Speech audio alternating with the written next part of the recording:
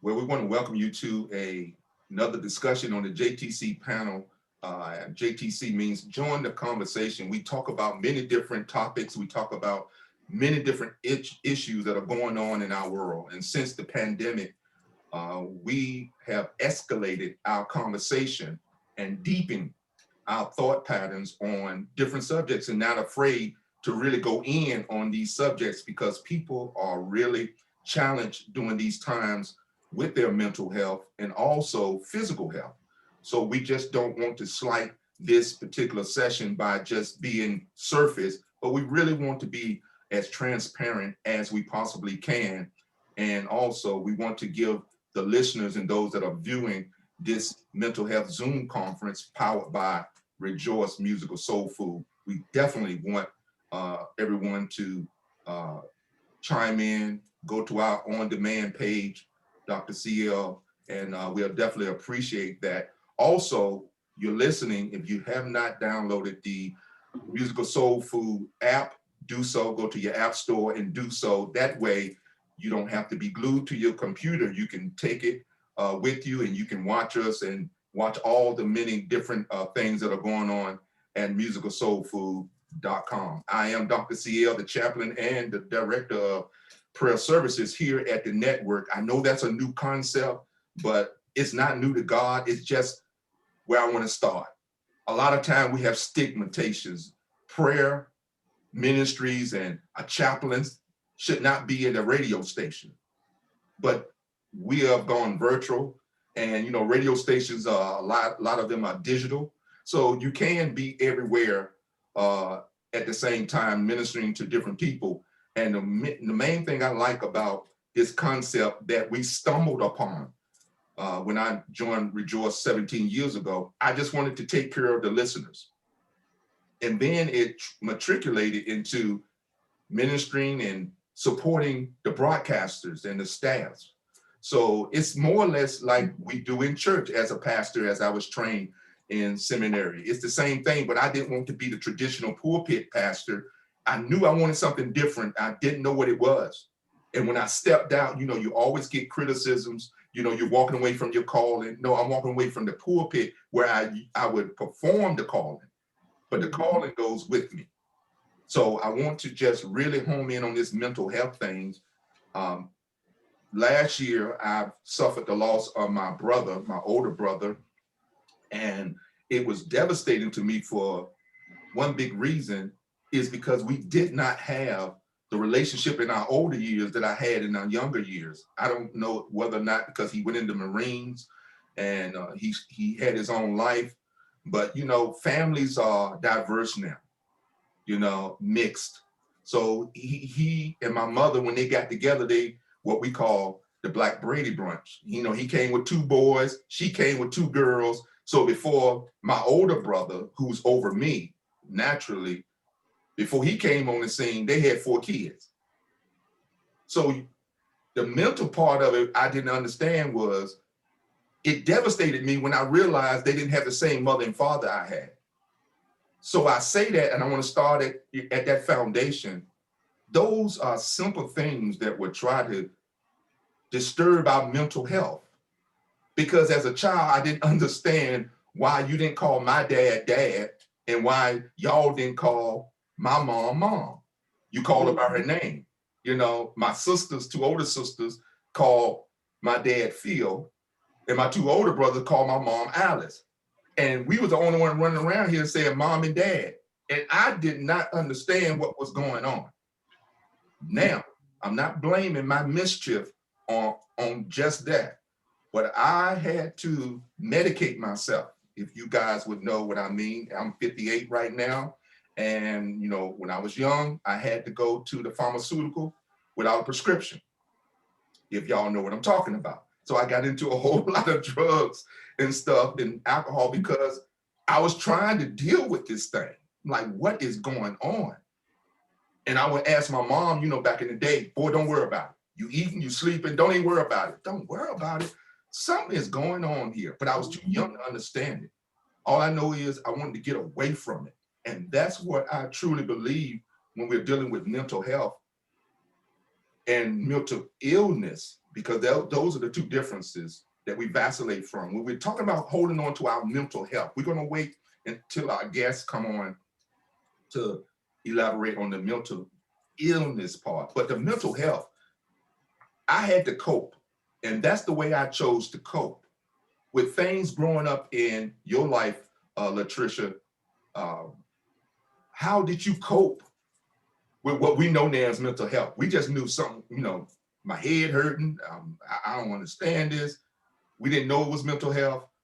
How did you deal with things that you didn't understand, you couldn't put your arms around? How did you deal with that? Well, thank you so much. And thank you so much for inviting me.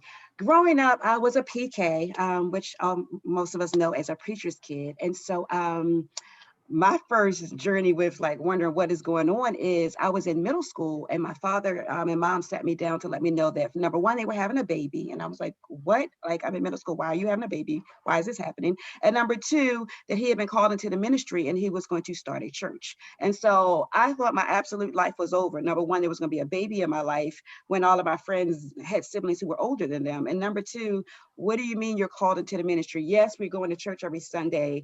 And I appreciate that. And I love everything. But for you to say that we're going to start a church, what exactly does that mean? And then we started it in my living room. And there were times when it was nice outside. We'd be outside on the lawn having church, and friends would drive by. And I thought I wanted to go through the grass and just be somewhere else, anywhere but there.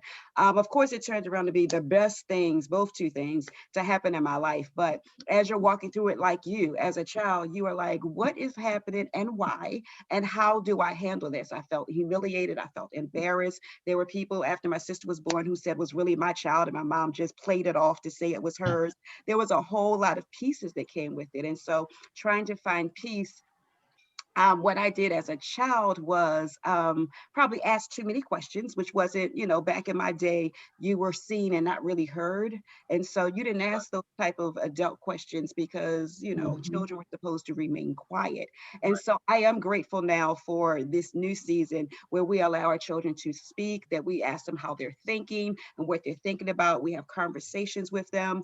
And so growing up, what I did was I just got in a whole lot of activities. And so, joined the gospel choir at school, joined acting, things of that sort. Anything I could do to take my mind off of the fact of what was going on at home was where I found my peace. And I'm grateful now that I have a different way to find peace. But as a child, that was exactly what I did, was I jumped into a whole lot of extracurricular activity. Mike Glover. Well, I mean, my story isn't quite like that, but it was my mom married my stepdad. I was 10 years old, and we had a really good life. He was a provider, and that was his role in the family. I wanted more the dad to come support, the dad that was going to give me a hug when he got home, and that type of thing. And he just wasn't that guy. He was a provider, and he was an attorney, and he had other businesses, and he was a provider. And so I didn't understand that growing up. I understand it now as a man that it is my job as the man to provide for my family. But I didn't understand that growing up, and so that was probably the biggest conflict with me growing up is, where why isn't he like the dad that I thought he should be? But other than that, man, I was great. I had a very loving and supportive mother that I still don't know how she did what she did. She was at every event. She would show up at school when we didn't know. She was just that woman that made sure we were doing what we were supposed to do. So that's kind of the background of my story and what happened with me. Tracy Morgan. That's good. That's good. Well, actually, I grew up with both my parents in the home, so I don't have that story. I grew up thinking that my family was rich above all, because they provided for us. I knew every summer I was sent away to California to be with my dad's side of the family, me and my brother. And so I don't have that story per se. I do know there were some things that I went through as a younger person, not really realizing that as I got older, I'm like, now it all makes sense. So I do know that, and the way I handle that, because it really began to surface in my high school years. So what I did was I always knew at the age of 13 that I wanted to be this radio newscaster at the time. So I was working towards that, and I got caught up into my goals in life, even at that age. I was very athletic. So I ran track, I played basketball, volleyball, all those things in high school. And I just stayed busy. And I think a lot of times it's important to point out that that's what we do. We know we may have some issues, which everyone does. I don't know anyone who doesn't. But especially as we as African Americans, and the first thing that we do is we try to suppress it, make it go away. And I remember having a couple of years ago a psychologist on my radio program who actually shared with me. And I asked the simple question: why so much taboo when it comes to mental health, when it comes to the Black church or us as a race? Why do we run from it? Why is it we're brushed off and we're like, no, because they're going to perceive you as this way, or they're going to perceive you as that way? Now, the good thing about it is nowadays, we as a race, we know it's okay to have a therapist. I don't have one, but I hear great stories about those that do have one. So I do think that we are making progress in that area. We're talking about getting an understanding. The biblical reference to this is in all you're getting, get an understanding, because listening to all our different stories in the beginning, we didn't understand. We did not understand. And like my colleague Latricia said, we are supposed to be seen and not heard. Those philosophies and psychology methods were not useful, and it caused a little damage to our mental health, where we didn't feel like we had to get an answer.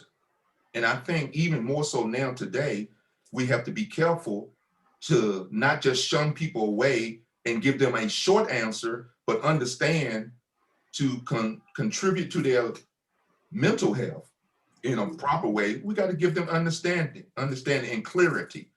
And we have to move in life with clarity. The other biblical reference is let your yea be yea and your nay be nay, and all that other stuff in between is what's messing up your mental health. I added that in because it's true, all that stuff in between is what causes problems. When somebody just tells you flat out no, because I'm not going to do it. When somebody say yes, I'm gonna do it and I will be there, we can understand that, we can process that. But all the other stuff in between with, how much this and who's gonna be there and how much, all that stuff messes with you. It's like, are we gonna do this or are we not?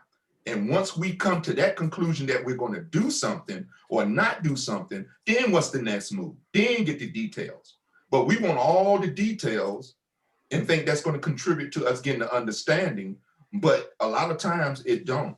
I want to go back to Mike Glover, and you talked about your stepdad. All of us here, I don't know about you, Tracy, but I've talked about suffering loss during the pandemic. And my brother, he passed not because of that, but was pancreatic cancer. Mm. Mike, how did a recent passing in your life, if you care to share with us, how did that affect your mental health, going forward? How did that affect it? Well, it's still very recent. We funeralized him December 23rd, so it's 2 days before Christmas, and then we could not do the burial because he was military, and we did it at the military cemetery, so we couldn't do that until that following Monday.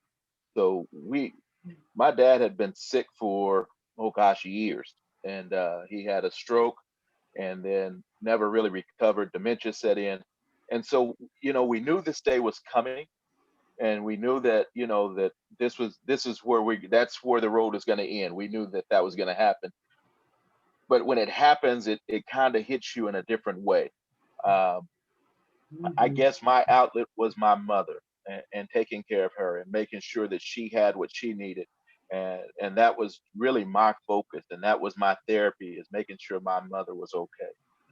That was my outlet, man. I mean, as far as me, yes, I did grieve, and yes, I had my moments, and I I'm ashamed to say it, probably needed to talk to somebody, but I lashed out at some people that I love, my family members, and I had to go back and apologize and get that right, and and explain to them, listen, I know I'm not processing everything okay, but I apologize. I shouldn't have said what I said, and I shouldn't have said the way I said it. So, but my outlet, uh, Dr. CL was taking care of my mother and making sure she had what she needed. That's a real thing when he shared about lashing out. A lot of times we just don't want to deal with it head on, and because we bottle it all in, that's why it comes out like that. And it comes out at times on its own. We don't push the button, we don't pull the trigger. And that's why he's referring to it came out at loved ones, people who had nothing to do with his mental state at that time. But there goes again, understanding the more we have these conversations, good ones, lead into good discussions. And good discussions always lead us to relevant solutions. So it starts with having a conversation. And Mike said that he was afraid to just tell people how he feel. And that comes with trust. Trisha, you lost someone close to you, and then not far from that, you lost someone closer to you. So it was almost like on the curve, getting ready to step off the curve, and you almost got hit. And then you stepped off the curve and got hit both in the same, pretty much, I think the same year. Elaborate on your mental state when that happened with the first one, because I want to lead into the second one. With the first one, tell our audience what that's all about, who we're talking about, if you care to share, and then we will lead into the next one. Absolutely, thank you. So, and Mike, my condolences. But thank you. Yes, my sister, when she was 27 years old, was diagnosed with Hodgkin's disease, which is what they call the mildest case of cancer. And so they told her once she went into remission that it would come back in about 20 years. And to the year, 20 years later, she was diagnosed with metastatic breast cancer. And so we started, with her having a double mastectomy and then, chemo treatments. And I was blessed enough that my job would allow me to telework on once a week so that I could go to chemo with her. And I'm so grateful for that time sharing with her for that entire year. And then what happened is, metastatic breast cancer, unfortunately, that means it goes through your entire body. It's no longer just in the place where the cancer was first found, but it starts to travel through your entire body. And as you can imagine, once the cancer starts to travel throughout your own body, at that moment, they're trying to, quote unquote, make you comfortable. And I remember we had a Zoom call and they told my sister they wanted to make her comfortable. It was about 2 years ago. And she said, let's not talk about making me comfortable. Let's talk about keeping me alive.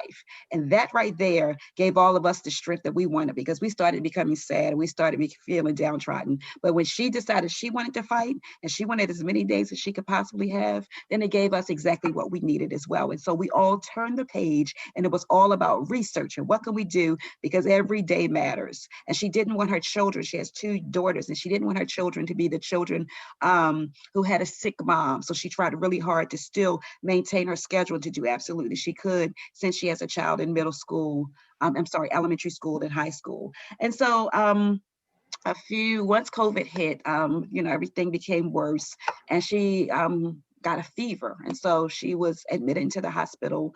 And then 2 weeks after she was admitted into the hospital, the Lord gave her her reward and he called her home. And so it was a difficult time for all of us, but I have to say, because of COVID, they didn't want us to visit the hospital, but God saw fit that we were all able to see her on the last day before she received her reward. And my daughter said, as she took her last breath, wow, this is beautiful. And I want to tell you, family, that moment changed us as well. It was just like Stacy saying, I want to live. Braxton saying, wow, this is beautiful, turned the page for us. Because in that moment when your loved one is taking their last breath, you can have all sorts of thoughts. And whatever happens right in those next few minutes is what can cause the atmosphere to shift. And so she said, wow, this is beautiful. And then she started playing I Shall Wear a Crown When It's All Over. And that changed the entire atmosphere of that hospital room. It changed the entire atmosphere, the way all of us felt. And so I praise God for us knowing God. But sometimes when you're not thinking about that relationship with God, there is someone in the midst that can take you back there. And so I'm absolutely grateful for that. Talk about your sister, and then you talk about Braxton, and explain who she is and how did she come into the picture. Okay, my sister was my middle sister, and I mentioned my baby sister earlier. So she was my middle sister, and so Braxton is my baby girl. And so, and now I'm a part of a blended family, like we talked about. My husband and I blended our families 4 years ago, and so Braxton is my baby girl, 21 years old. And in November, I thought that Braxton was meditating, and when I came downstairs, where I'm in the studio now, I realized that she was not meditating, but she had been called home to be with the Lord. It was unexpected. Um, at the moment, I had no idea how it happened. And so it's horrific. And then you have to call 911. You have to deal with detectives. You have to deal with them going through everything in your home. While at the same time, you're also trying to figure out what happened and how is this happening. I also have two other daughters who live in different parts of the country, and I had to FaceTime them to let them know that their sister had received their reward, and be a part of the reaction with them hearing that from me. In the meantime, having detectives and forensic experts to keep coming upstairs and asking me all of these questions, because bottom line is, how is it that a 21-year-old is no longer with us? And so those were some really rough days. Another thing about my baby Braxton is she had 250,000 followers on Instagram, and she was a rapper. And so stories started coming out from Essence and Variety and Billboard. And although we were super excited and we were like, wow, God, this is everything she wanted. Not in this way. We didn't want the stories to be that this 21-year-old rapper passed, but we had to find some rejoicing in the fact of, wow, Braxton, you said it, that you were going to have stories featured in all of these magazines, and you are. This is not how we wanted it, but God gave you what you wanted. And so, but also because we couldn't explain to anyone how she passed, we started having people on social media attack us and say, you know, we know that she was murdered, or we know that she committed suicide and you're just trying to hide it. And that really, really hurt. You're already grieving and you're already walking through loss. And then to have your character attacked and your relationship with your loved one attacked was quite a bit to bear. And so very, very grateful for people like you, Dr. CO, for my fellow Rejoice family who prayed and who held their arms up. We tried to walk through it with grace. We knew that people were watching. Braxton, although she was a rapper and although it was secular music, everyone who followed her knew how much she loved the Lord. And so we also found out, although there were, you know, the negative social media that we were receiving, there was also positive ones that said, you know, I gave my life to Christ because of Braxton. And so I thank God, because some of us walk through life and no one can ever say that about the fact that they entered into our space. And so, yes, it's still hard. I was going to say, Mike, grant yourself some grace, because this is not an easy thing. Your tolerance is low because you're hurting so bad. So something that didn't upset you before may trigger you, and whoever's there, unfortunately, receives it. But my prayer is that as a family, we'll continue to walk together in love, that we'll continue to walk together in grace, and that although there are times when you're like, God, wow, this is a lot, that we'll understand it better by and by and recognize that we can bless others by the way that we walk through it. I'm sorry, that was a lot. I've talked a long time. Yeah, that was powerful. Conversation. This is join the conversation. And I want to stress psychologically again, we jump right in and we want the details and we want this and that. But we don't start off with a conversation with a person. We just want to get all the details, like with journalists. You know, we're working for major news stations. When we approach people who have had these losses, your conversation opened up a lot more than I even knew. And I know the rest of our colleagues even knew how you dealt with it, the negativity. You know, people trying to change the narrative and all to wrap their mind around it, because they just figured something has to happen. But we have all in the Bible. And I tell people, Stop making the Bible a religious book. It is not a religious book. It is so far past a religious book. It is a book of life, because everything, if you think about it, everything that you and I will ever go through or ever face, good and bad in life, you can find an example of it in the Bible and how to deal with it. But what the enemy tries to do is make that Bible not the word and the instructions of God, our Father, to his children. They try to make it something else.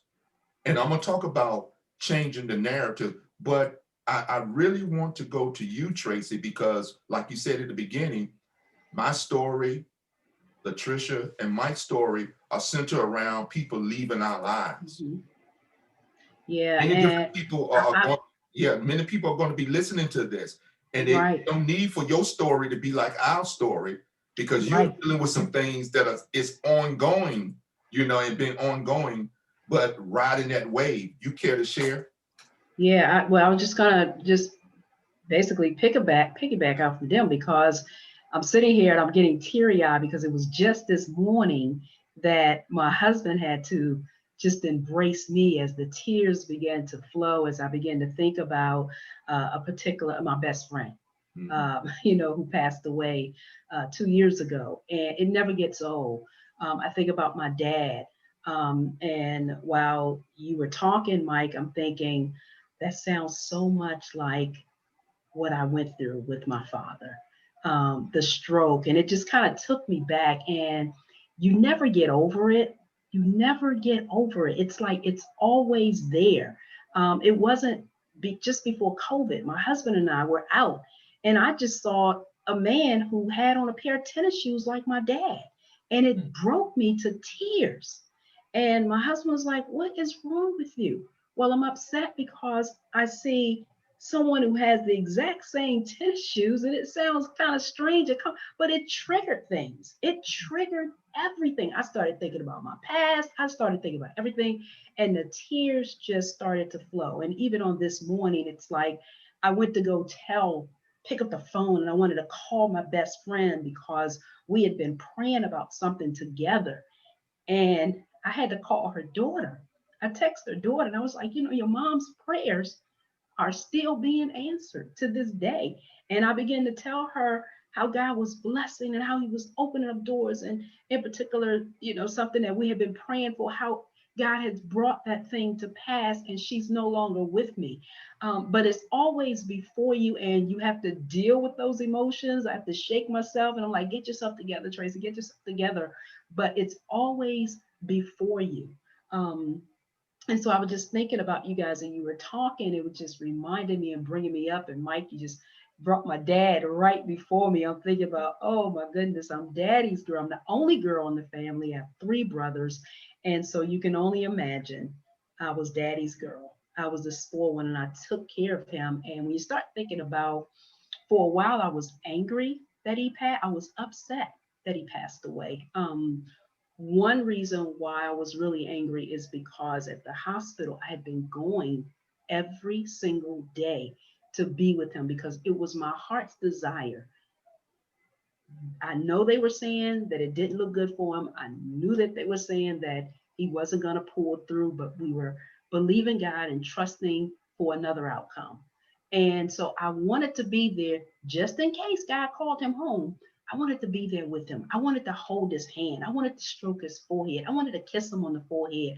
I wanted to be there in that moment. And the very morning that I decided not to go, I was going to go up a couple hours later because my daughter was out of school that day. And I was taking her braids out because she had braids. And I was like, I'm going to take your braids out. Then I'm going to go, up and see your grandfather. Then I'll come back and I'll do your hair. And that was the plan. But in the midst of me doing her hair that morning, they called and said, I think you need to come. And before I can get out the door, I already knew. I was like, you know what? He's not with me. So I called my mom, asked my mom to meet me there. My brother's one of them was out of town. I said, call the boys. I don't believe this is going to be good. When I got there, they tried to stop me because I ran to his room. I ran to the room and they tried to stop me. They was like, Miss Morgan, stop, just stop, you know, and I wouldn't. So when I got to the door, the doctor was standing in the door crying. And that angered me because I'm thinking, what did you do to my father? Why are you crying? What happened? Something happened, you know, and I was so upset. I was upset with my dad because he left and didn't fight until I can have that moment. And then I was upset with them because you knew he was gone before I got there. That's what I felt in my heart.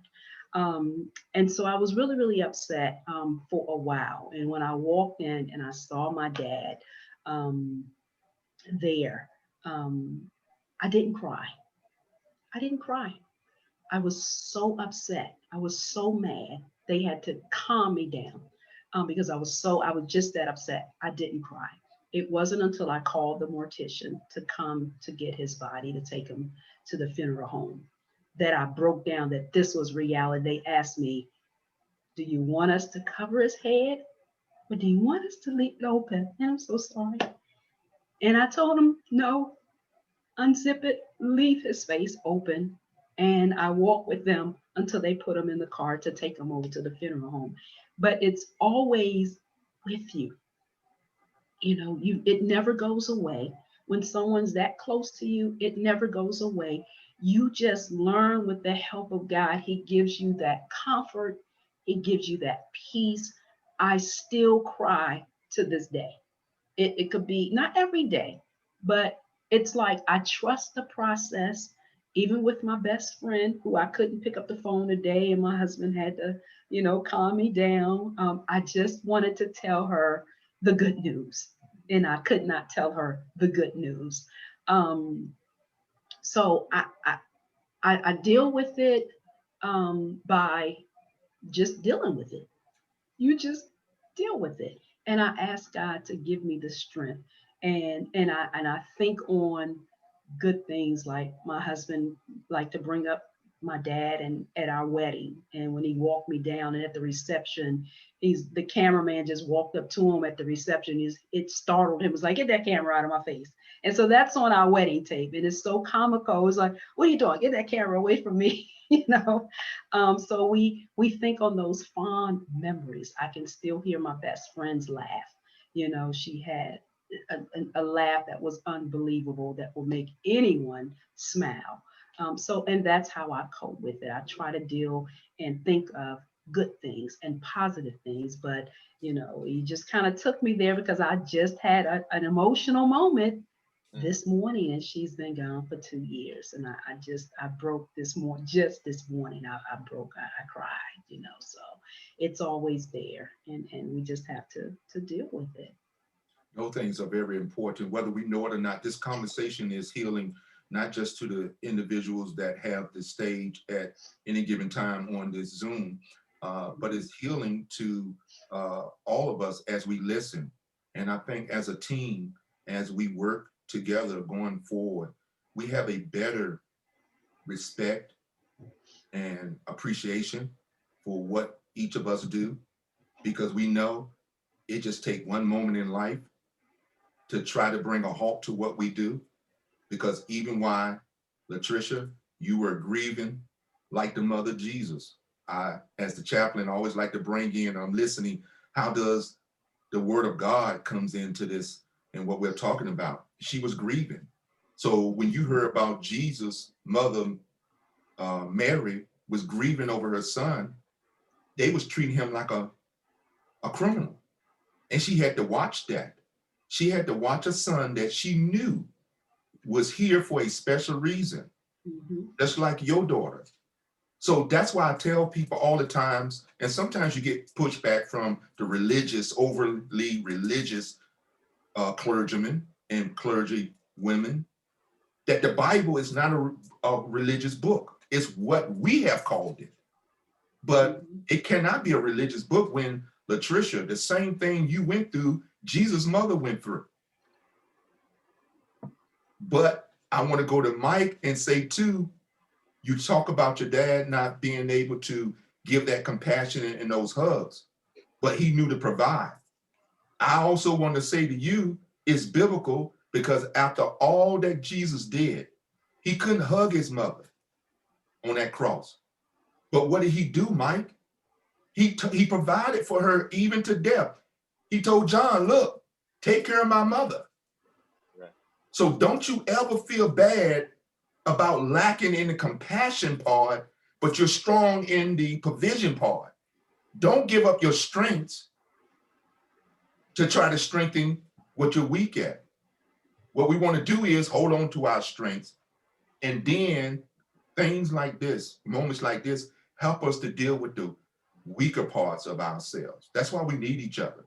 That's why this quarantine is more dangerous than the virus that put us here. It's the isolation. It's the isolation. And Mike, I do want to say too, also to you, how you cope with it. Your dad taught you well because he didn't spend time giving you hugs. Know what you did to deal with his passing? You said you provided for the one he left behind. So he did teach you that if you can't do nothing else, man, be a provider, not just in money, but in emotional support, spiritual support. I want to say to you, Mike, even now, so how do you do what you do with the network and taking care of family, still while grieving these particular moments that you have gone through? How do you get over that? How do you master that? I don't know, Dr. CL. I wish I had an answer. I just don't know. I was listening to Tracy, and our situation was very much the same. We got a call. My mother got a call on Monday morning saying, "Get to the nursing home as soon as you can, and spend as much time with them as you can." Now, this is during COVID, so she had not been able to go in and see him. My mother, for the time that he had the stroke, she was with him pretty much every day. It's probably a handful of days that she did not go and take care of her husband. And so when they moved him to the Veterans Center, uh, she went there pretty much every day. That was her routine. Well, when COVID happened, of course, she couldn't go do that. And I believe, just when we step back and look at that, I believe that was God's way of giving her that time, giving her that transition to think about life and what you're going to do when when he goes home. And so when that morning happened, I said, "Mom, will they let me in there?" And she said, "They're not going to let you in. I'm just going to go." And I knew she didn't need to be up there by herself. So I talked to my brother, and she had talked to my brother. My brother lives in Dallas, and she called me back later. Finally, and I'm sitting there waiting. She called me back and said, "This is going on," and surprisingly, well, it wasn't surprising the way God works. I was talking to my brother when she called, so I conferenced this all in, and I said, "Mom, will they let me in?" She said, "Yes, come on." My brother said, "I'm on my way," and she said, "No, don't come now, don't come now." And it wasn't nothing she could do. He was on his way, and so we went there. We stayed there Monday night. Tuesday night we were there, and the weather got bad.